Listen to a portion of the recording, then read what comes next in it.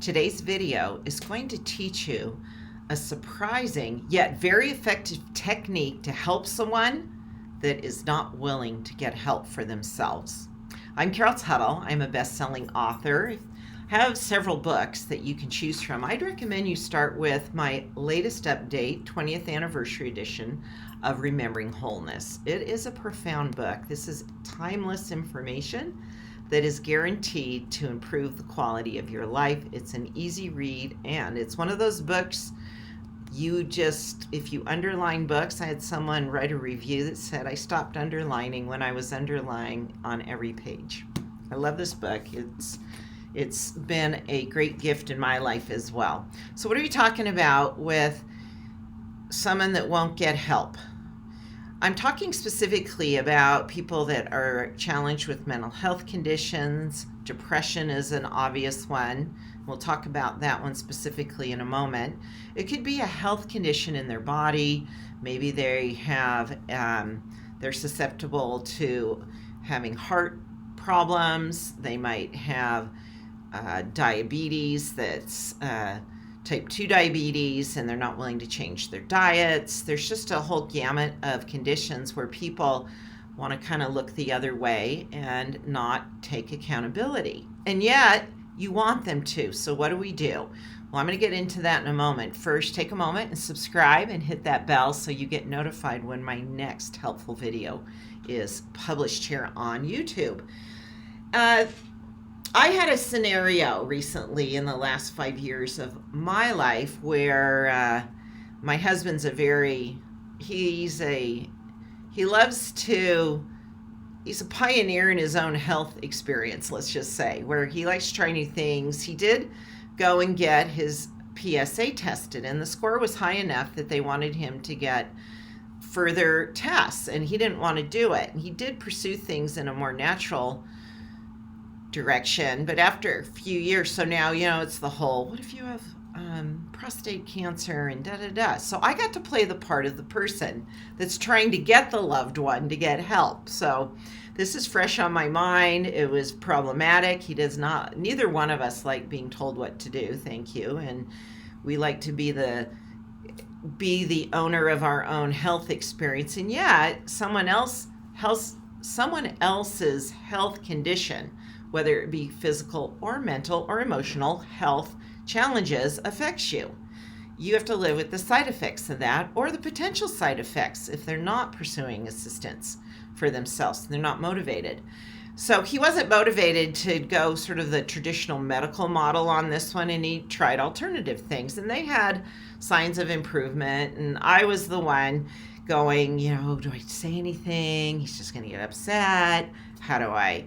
So you try these different approaches. What are they? And I want you to comment if I've missed any that you identify with.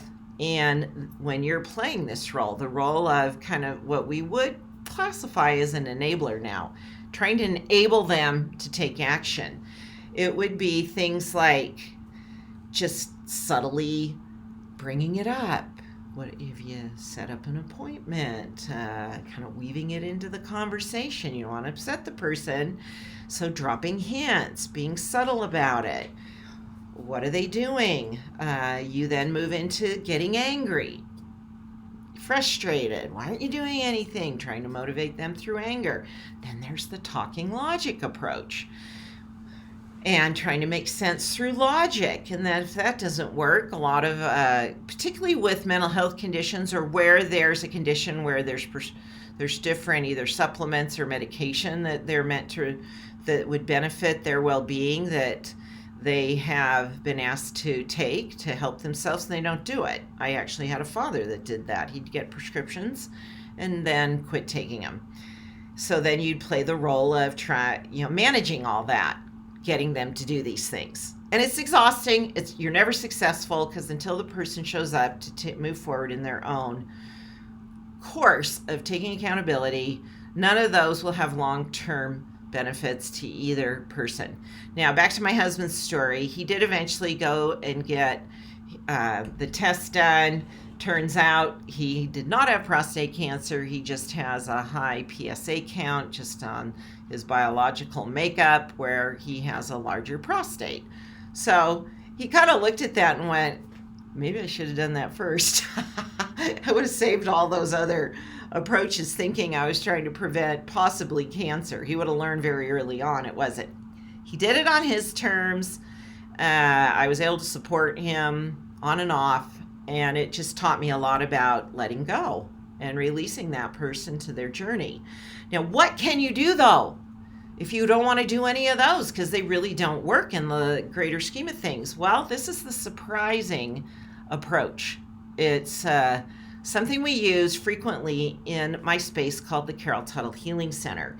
It is called Proxy Healing. Have you heard of it? Share in a comment what you think it is. Proxy Healing.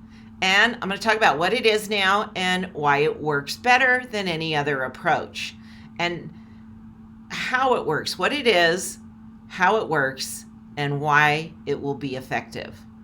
It will move things toward the outcome the other approaches just try. You're kind of pushing the river with the other attempts. This one, it opens the flow for something better to come out of it. Proxy healing is when you, for a loved one or someone you are inspired to do this for, are using the tool of energy healing in their behalf. You're clearing limited beliefs. You're clearing emotional patterns that are run.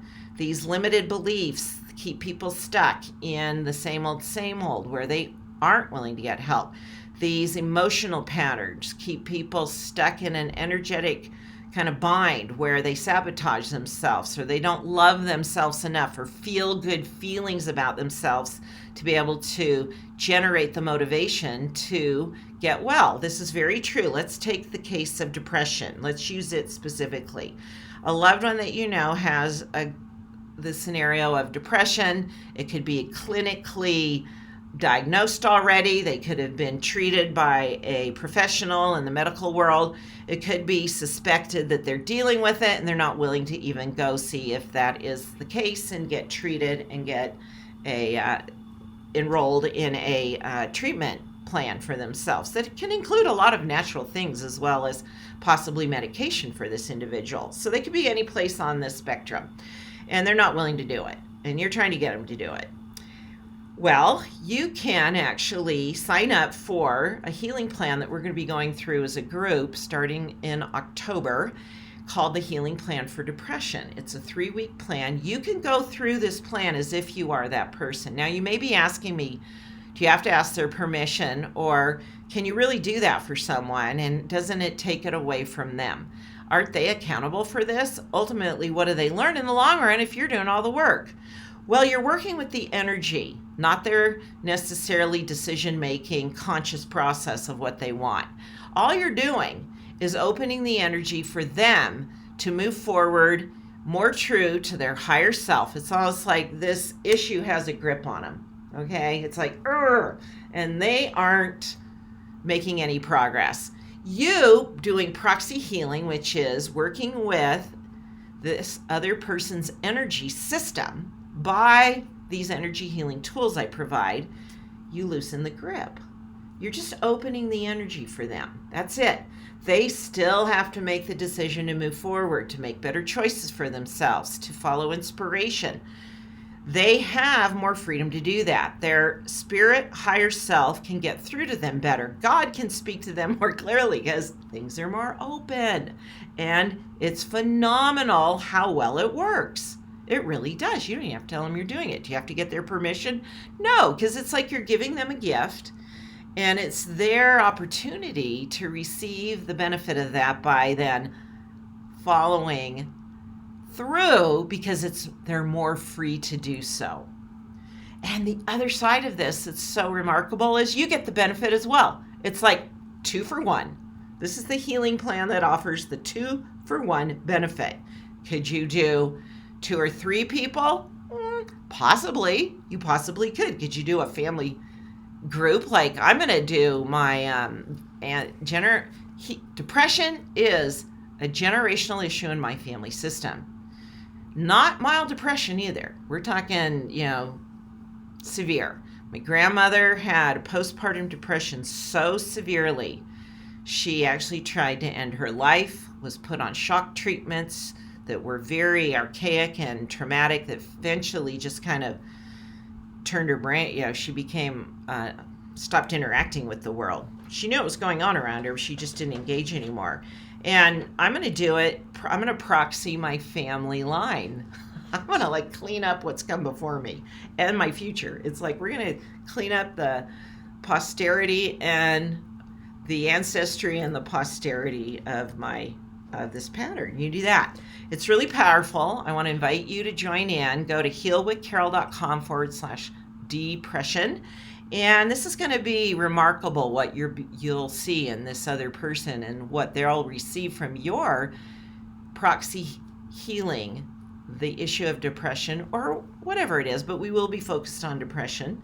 But you can do any healing plan or any clearing session, which there's well over 200 of them, in the Carol Tuttle Healing Center, not only for yourself, but for others. If I had a troubled teen, that's so cliche and so cultural stereotyping right there, troubled teen. But a teenager that's being challenged by mental health conditions or self-esteem issues or weight issues, it's tricky to get a teen involved in these things. They don't want to feel the pain of this scenario. I would do this. I have proxied all my children. I've proxied all my grandchildren. It's a beautiful thing to use your energy for. It would give me 21 minutes a day for 21 days. And you're going to see big things change, much bigger than any of this other stuff you've attempted. So check it out. And please share this with someone that may be in that position and they are exhausted, they're worn out. This can ruin relationships. Give them a new idea. It might sound far out to them, and yet they may be desperate enough to give it a try, because I know sometimes that's what it takes. Thanks for watching, everyone. Share in a comment if you're going to join in. I'd love to help you in that space.